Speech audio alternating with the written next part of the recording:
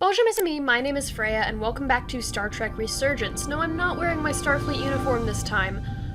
It's June, and it's really hot, and that jacket is really suffocating sometimes, and if you think that means I'm any less of a Star Trek fan at, like, this current state in my playthrough, you just... Alright, let's get to it.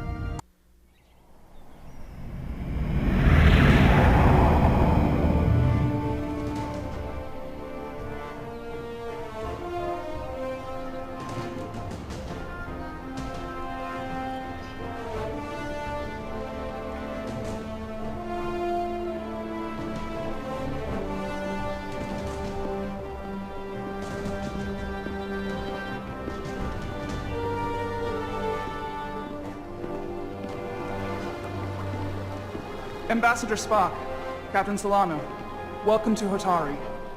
We are honored you have come. My name is Tyler Hotari, Minister of Diplomatic Affairs.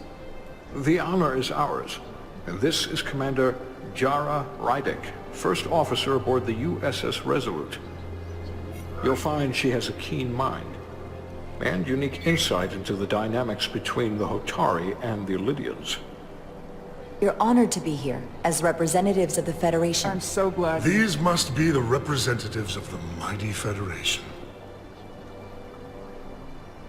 The reigning authority in the galaxy. Or so we've been led to believe. Whether that's true or not remains to be seen. But, either way, we're grateful you've made the time to come to our little corner of the universe. And you are? This is Galvin, and this is Sidron, the heroes of the revolt in the mines.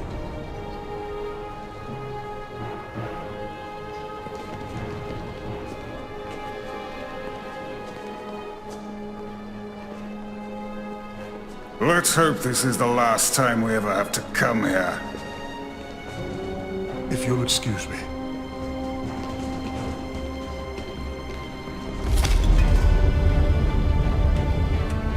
I think we're about to begin.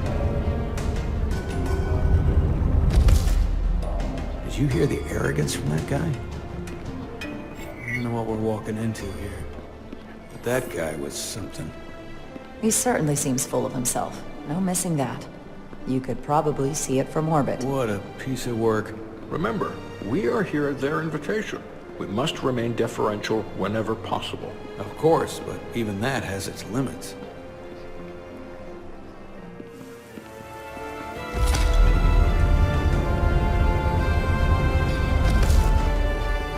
I just have no patience for speciesism.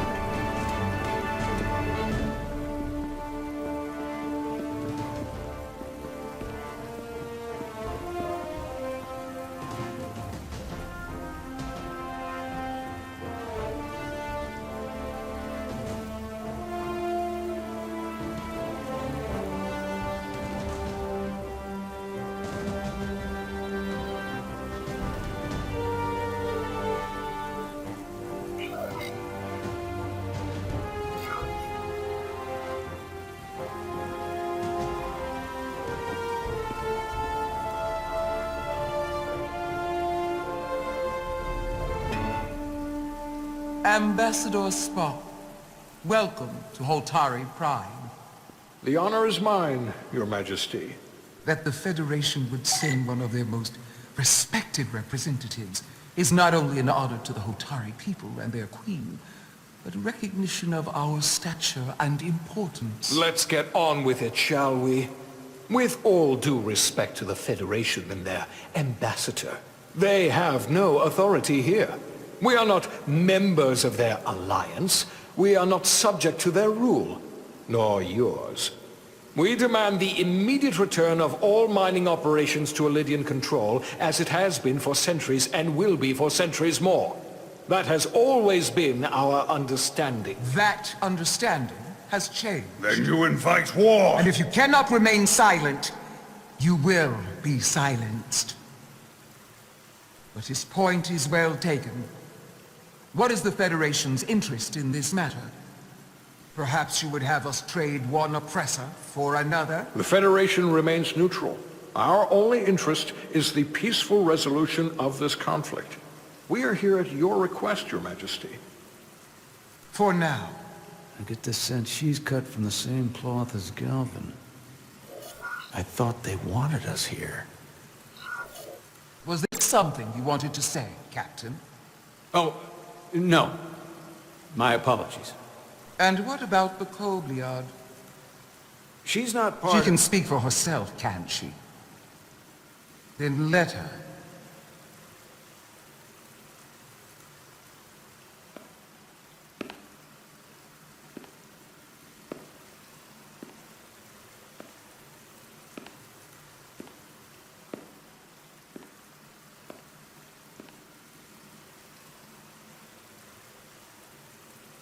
Now then, what is your name? Commander Jara Rydek, Your Majesty. Being a Kobliad, you would know better than anyone. Your people suffered brutal treatment at the hands of the Cardassians. Their injustice towards the Kobliad is as unimaginable as it is unforgivable. Not unlike how we have been treated by the Alydians.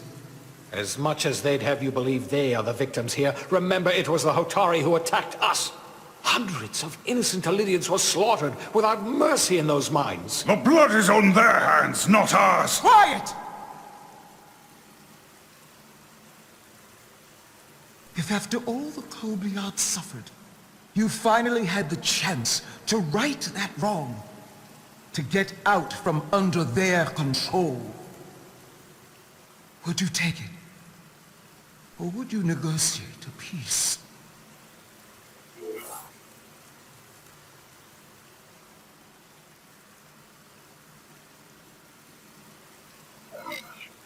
I can't speculate on something that never happened, Your Majesty. Sadly, that opportunity never came for the Kobliad. No, it did not. But we'd be wise to learn from their example, before we too find ourselves facing extinction. The Federation is the most powerful, most advanced alliance in the galaxy. It's widely known we have an abundance of dilithium in our mines. And it's in your interest to secure a steady supply. Your Majesty, if I may. Ambassador Spock would have us believe you're here as a neutral party in the interest of peace. So why are you really here? I want the truth, not your Federation rhetoric. As Ambassador Spock has said, we've come seeking a peaceful resolution to this conflict, and have no interest in your dilithium. I'm not nearly as naive as you must think. The Federation has done business with the Alydians for decades, which makes me question your motives. What they haven't said, but cannot deny, is a simple truth. The dilithium trade would not and will no longer exist without Alydian involvement. We created it for the benefit of everyone, especially the Hotari. We've given them warp technology. We've let them share in the profits. We've made their lives infinitely better than before dilithium was discovered. All of that goes away if the Federation turns a blind eye to their treachery. That is enough of your lies! The Hotari are quite capable of running the mines. We've done so for centuries. So tell me, who deserves control of the dilithium trade and the mines on Tau? Who should the Federation recognize? The Hotari or the Alydians? Why is that my only choice? Not. And why is this coming down to me? If I have to choose only one, then it would have to be the Hotari. Well said.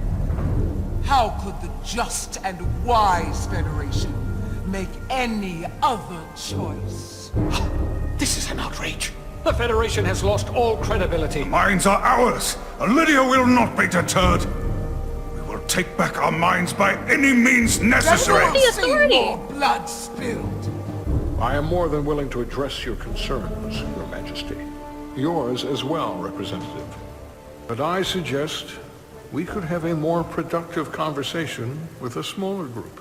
Perhaps only the most essential representatives.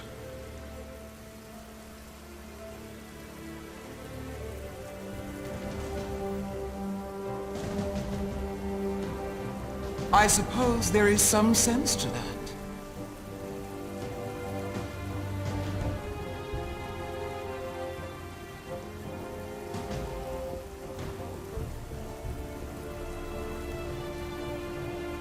I hope we meet again, Jara Ryder.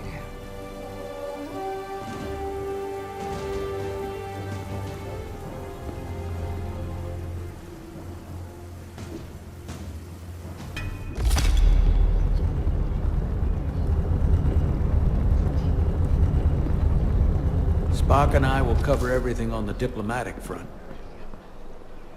You make nice with the locals and...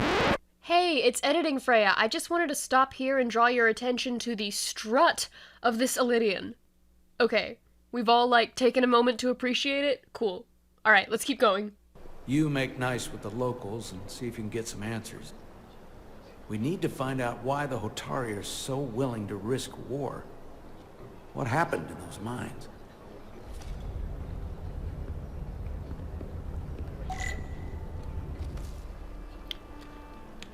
Okay, Solano thought I handled the complex situation as well as could be expected when the Hotari Queen put me on the spot. Yeah, I would say I was really put on the spot there. Spock thought I performed well under pressure. Okay.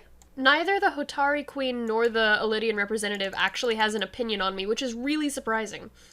I don't know why they turned to me like I'm some sort of authority on the matter. I can't talk to the guards. I can examine the Queen's chamber. The captain and ambassador have it handled. I've got my own mission. Okay.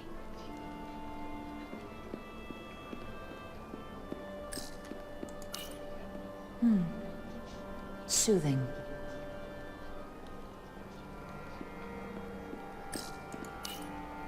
Commander, I'm glad you've chosen to side with the Hotari. I knew the Federation would see through the Alydians' baseless claims and protect the interests of my people. The Hotari have suffered enough at the hands of the Alydians. I couldn't agree more. I assume you were there the day the mines were seized from the Alydians. Not seized. Reclaimed. And restored to their rightful owners. Yes, I was there. We had to be decisive. Before the Alydians could even realize their worst nightmares upon them.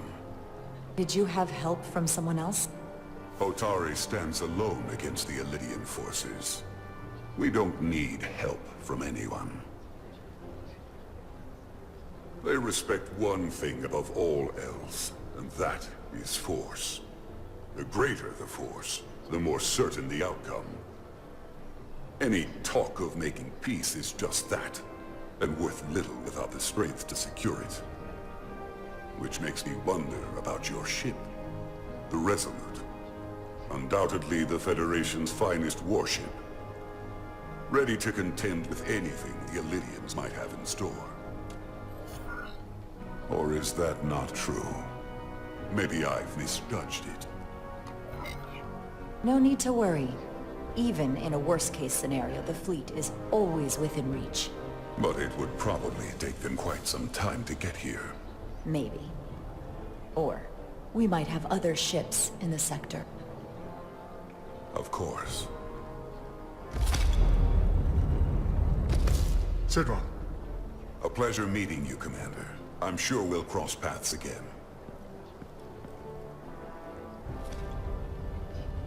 Okay, I don't think I can be blamed for siding with an oppressed people. Hello. I don't get to talk to you? I can just appreciate the view? It's lovely out here.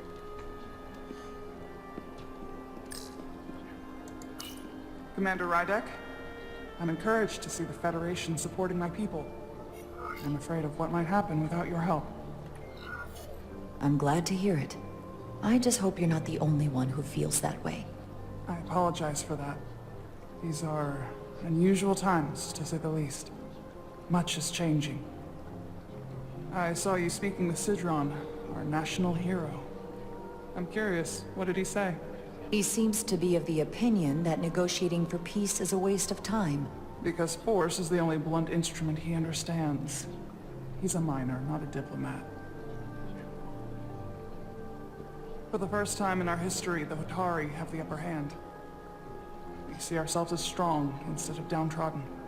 New voices have risen up. Old voices shouted down. Calvin and Sidron have become national heroes. Now, they have the Queen's ear.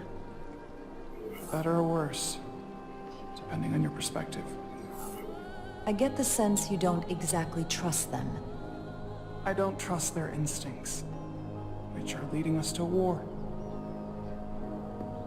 My fear has been that the Alydians will launch an attack and crush us. You've seen their starship, no doubt. They could have retaken the mines whenever they wanted to, but it never happened. And as strange as this may sound, I'd almost say they're afraid. I just don't know what they're afraid of. It's still the same bluster and bravado you would expect from them. But it has no teeth. Like they're afraid of what might happen. Was it for fear of the repercussions, once the Federation became part of the equation? Possibly. But I almost want to say this was from the very start. Before engaging the Federation was even on the table.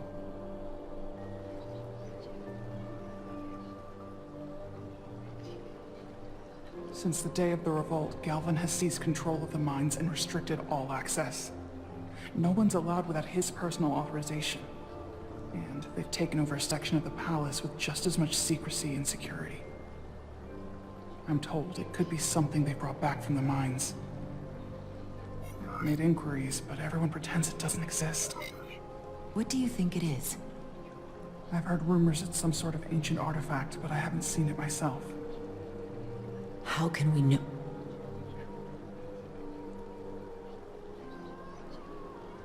I'd better see what's happening. Do you think you can find out what they're hiding? I need to see proof of something before I can make my case to the Federation. I can try, but even if I found it, I might not know what to make of it. Take this. You can use it to capture whatever you find, and then send it to me. I like her. Thank you. I will let you know what I find. And I look forward to our meeting again. Now that I've said I like her, they're probably gonna kill her. But I like her. Sorry, I couldn't help but notice you were speaking with the Hotari this whole time. I figured in the interest of fairness, I should offer another perspective. They were closer to the Of door, course. my guy. I'm probably not telling you anything you don't already know, but these negotiations rely on the Federation's neutrality, as does any hope you might have for a supply of dilithium in the future. So, why you would choose to side with the Hotari escapes me. Without Alydian involvement, there is no dilithium trade. But clearly, you weren't aware. Of all my concerns, dilithium is not one of them. I could care less about securing a supply. Couldn't care less. Now or in the future. I'd be curious to know if the rest of the Federation shares your indifference. Probably not. Major Salit Arminta, Special Attaché, Alydian Armed Forces. Pleasure to meet you, Commander. I have my issues with the Hotari, but I have to give them some credit. They know how to seize an opportunity. Inciting an uprising the same day as a massive, once-in-a-lifetime ion storm. Our assumption was that this storm was just an anomaly. Yes, a very convenient anomaly. At least that was what we were told. Of course, I wasn't there. But who am I to say otherwise? You sound skeptical. Well, the official story is that it was the storm that enabled the revolt. How else do a bunch of unarmed, unorganized miners seize control of an entire moon, much less thousands of mines? But I've talked to people who were there. They tell a different story. They say they're lucky to have escaped with their lives. That it was more than just the storm. that somehow the miners were able to harness the energy from the storm. I know it sounds crazy. I'm not even sure I believe it myself. But that's what they said. You said the Hotari were primitive, Well, they are. except for the part about weaponizing ion storms.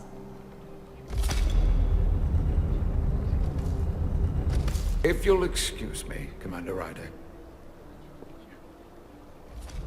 Well, that's interesting. Okay, where the heck is Captain Solano? Is there no one else I can talk to? I'd really like to talk to more people. Hello? You're pretty. I like the Alydians aesthetically. Is this the way I came?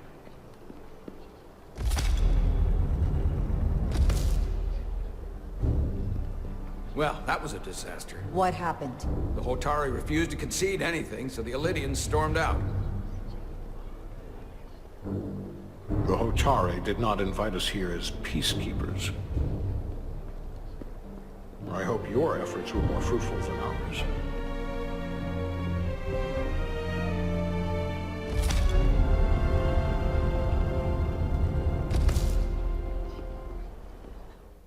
Okay. Gravitational harmonics failing to resolve. Warp bubble stability degrading. Increase output to maximum. Increasing warp output to maximum. It's happening again.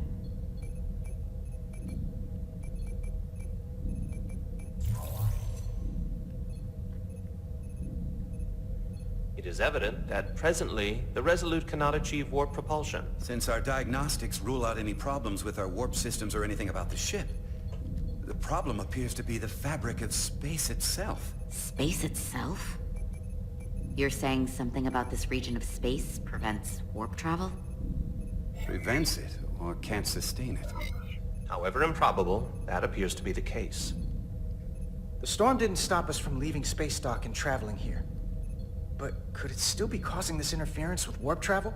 We must follow sound investigatory principles. Do not let an assumed conclusion drive your analysis. Sometimes we need a little inspired thinking, Mr. Chovak. Captain Solano is on his way back from the negotiations, and I want to have some answers for him when he gets here. Indeed. Given the facts at hand, we may be able to deploy subspace probes around the ship to construct a clear picture of the phenomenon. Around the ship. I'll prep a shuttle.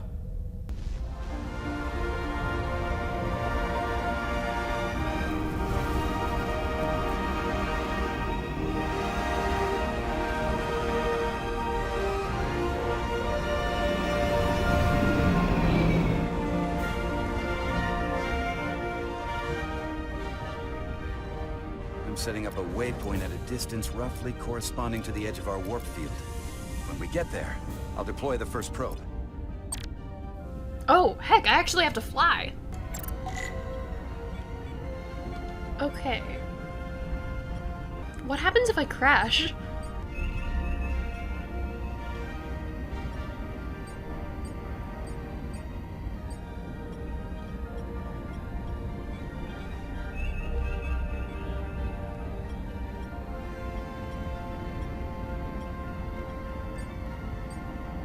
Commander Westbrook, the Resolute systems are calibrated to receive the probe's readings.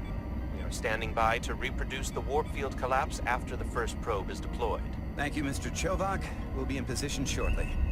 And, Mr. Diaz, do take care in piloting the shuttlecraft. Now is not the time to indulge in the human penchant for joyriding. Chovak probably isn't such a fun guy to work for, huh? Nah, Lieutenant Commander Chovak's not so bad. You know, once you get used to him. And, I've learned a lot working under him. I feel like I'm gonna I have a feeling I'm get going to have squashed. to work harder to be a political animal like you. With this new first officer coming aboard. I'm just gonna back up and go over it.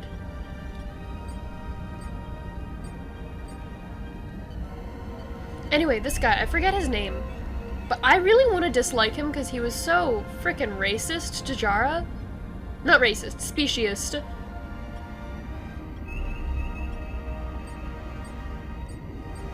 And ableist. But, like, he hasn't said or done anything bad to Carter yet.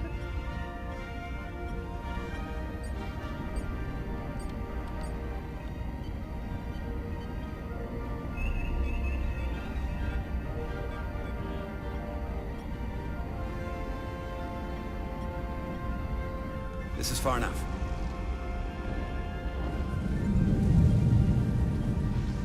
Transporting the first probe into position.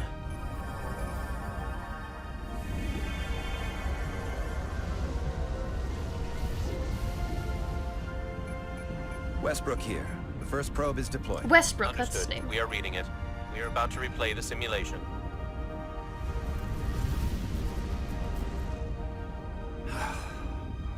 Problem? I just can't get a handle on her. Commander Rydek. She rejected my plan to use a deflector pulse against the storm surge. But on the other, she did listen to my advice and use the whole polarity trick to get you through that excursion alive.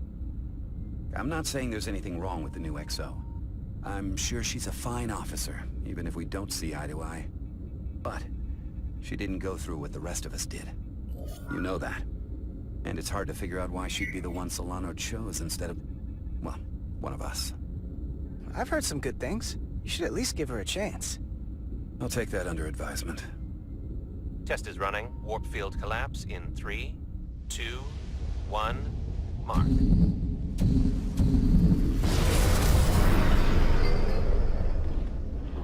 Whoa. All right, that is definitely a problem with the fabric of space. We need to get another probe out there. Yeah, that does look like a problem with the fabric of 2 points space. of data, the Resolute and the probe. We've managed to get an interference pattern. I'm setting a waypoint to a particularly strong area of interference.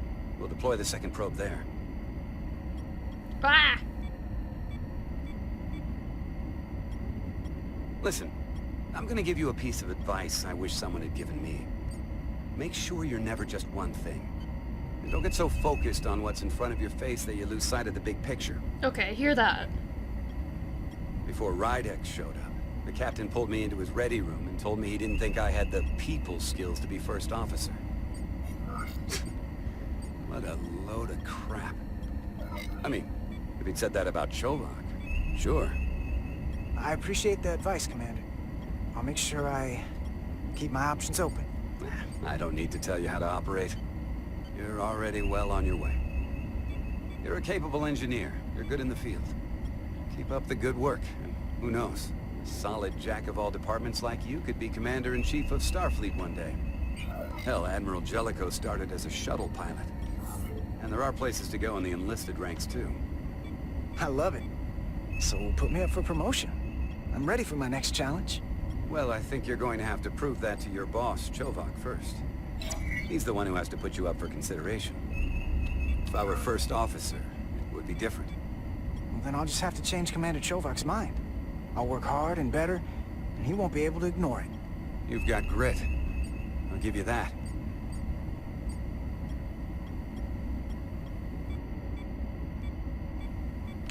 He enjoyed my conversation with me, coming away with the impression that I'm smart, pragmatic, and hungry for advancement.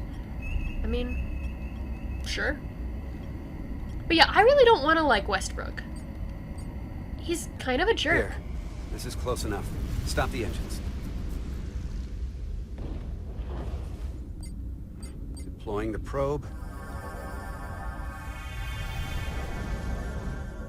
Westbrook to Commander Chovak. We're ready for another sampling of data. Wait a minute. Does his name have an apostrophe or not? They just put a random apostrophe in the middle of his name in the subtitles, but I haven't seen it anywhere else.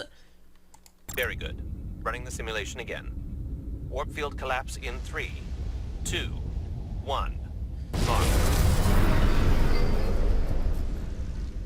There it is again. I saw it. It seems to be directional. Well, what about the scans? Anything?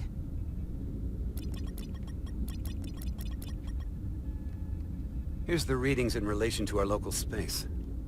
We've got the Resolute, Hotari Prime, and the probes. All this interference is overloading the sensor buffers. We're gonna have to triangulate the sensors manually.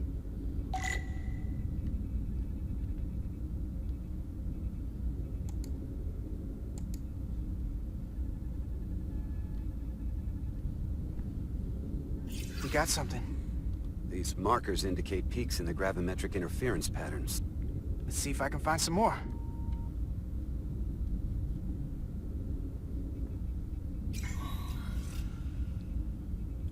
Hold up. This is coming from the moon. A beam that blocks warp travel. Aimed right at us. Someone is doing this intentionally. I don't know how they're doing it. This is like nothing I've ever seen. Why would they be doing this? We came here to help these people. And now we're getting hit by some warp-killing weapon? Now, look here. It's current readings of the ion storm. These concentrations... they line up with the interference pattern. The storm, and this beam, they're coming from the same place. Carter, whatever petty local conflict brought us here, it's just a small part of something much bigger.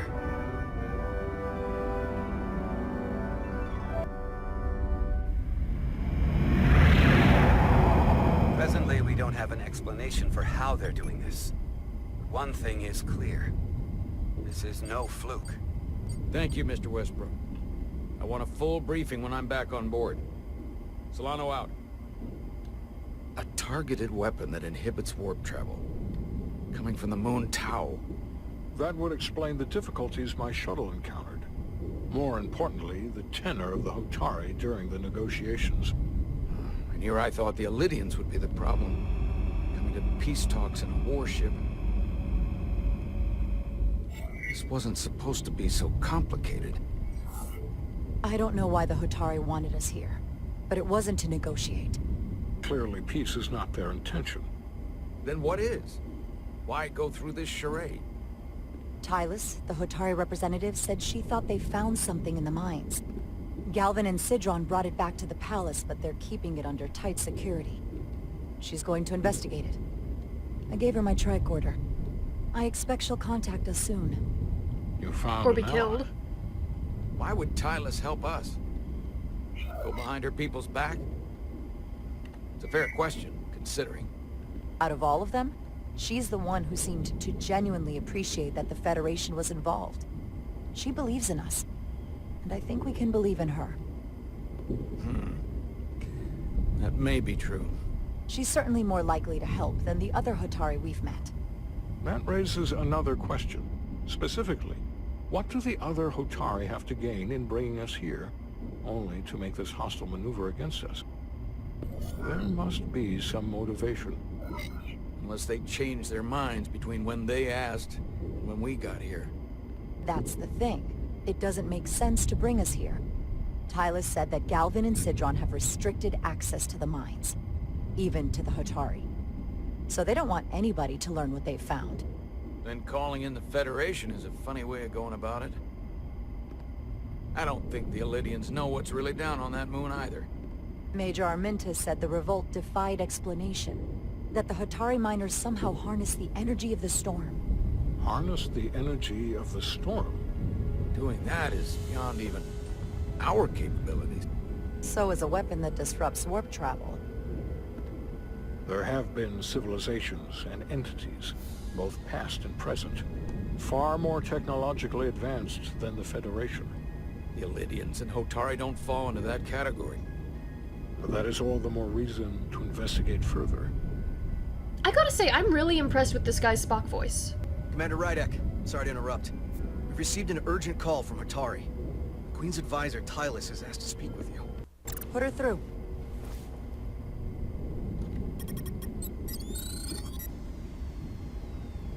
Galvin and Sidron are still with the Queen. I've enlisted help to gain access to the room they have under guard. I don't have much time. I'm not supposed to leave my post. It's only for a moment. I so appreciate your help.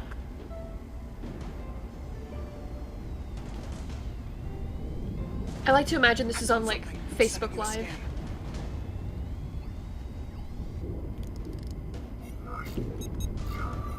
Got it. Tylus, if we needed to gain access to the mines on Tau, is that something you could help us with? I suppose it wouldn't be easy, but I have to go. Tylus. Can we reconnect?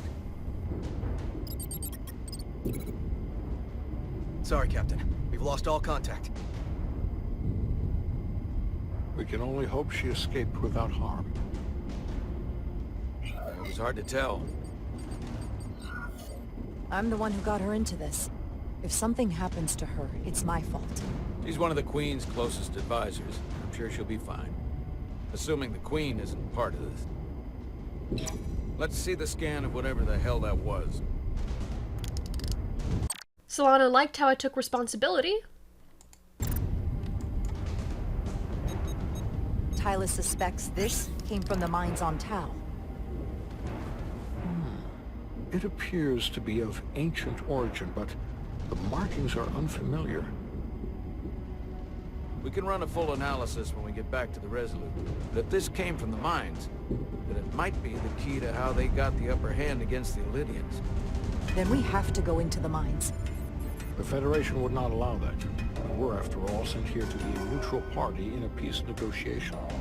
However, we could demonstrate that the Hotari have acted in bad faith, which would enable us to investigate the mines on Tau with full justification. But of course, we would need conclusive proof before taking action. Whatever this artifact is may be proof enough. At least to satisfy the Federation. Especially if we can show the Hotari are controlling the warp disruption. And targeting the Resolute. We may have a better understanding once we analyze the device. But a mission to the mines, covert or otherwise, is not out of the question. And I will handle the Federation. Thank you, Mr. Spog. Alright, I'm afraid that's all the time I have. So, thank you everybody so much for watching. If you enjoyed, let me know in the comments below, and I'll see you guys later. Bye!